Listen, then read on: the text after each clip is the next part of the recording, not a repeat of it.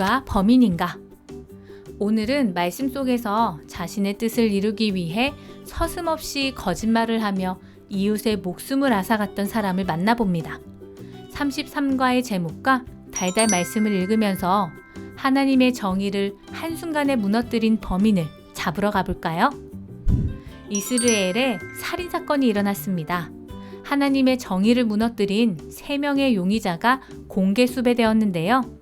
아합 왕, 이세벨, 불량배 X의 죄목과 각자의 입장문을 읽어보고 어떤 사람이 하나님의 정의를 가장 크게 무너뜨렸는지 토의해 보도록 합니다.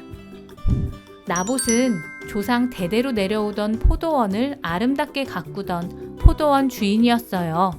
하지만 3명의 용의자들의 욕심과 거짓말로 인해서 큰 피해를 입고 말았지요. 목격자와의 인터뷰를 보면서 나봇이 어떤 일을 당했는지 다시 한번 사건을 돌아보도록 합니다. 하나님께서는 우리가 평화롭고 행복하게 살아갈 수 있도록 하나님의 정의를 세워주셨어요. 내 이웃에 대하여 거짓 증거하지 말라 라는 말씀은 지키기 어렵고 귀찮은 잔소리가 아니라 우리가 함께 살아가는데 꼭 필요한 하나님의 선물이지요.